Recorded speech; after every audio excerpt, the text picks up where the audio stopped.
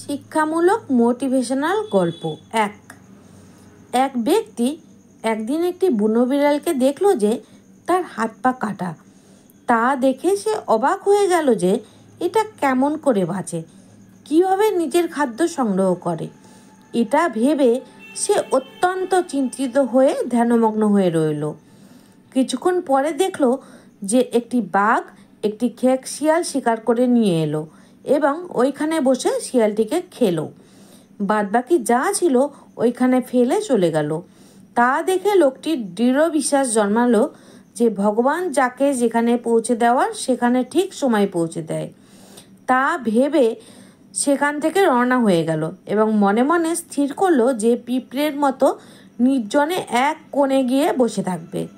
কয়েকদিন নির্জনে বসে ভগবানের দিকে চেয়ে থাকলো। তার জন্য কোনো ব্যক্তি করল না, অর্থাৎ নিজের আত্মীয় স্বজন বা অন্য কেউই তাকে খাদ্য দিল না এবং কেউ তার জন্য চিন্তাও করলো না। অবশেষে শুকিয়ে কাঠ হয়ে গেল। তখন আর সহ্য না করতে পেরে অজ্ঞান হয়ে পড়ে রইল। তখন সে একটি আওয়াজ শুনতে পেল, হে কর্মবীর, উঠো যাও এবং হিংস্র বাঘের ন্যায় হও, নিজেকে হাত পা কাটা বিড়ালের ন্যায় মানিও না। এভাবে চেষ্টা করো যেন বাঘের ন্যায় কামাই করে অন্যকে খাওয়াইতে পারো। বিড়ালের ন্যায় পরনির্ভর খেয়ে কেন জীবন ধারণ করবে?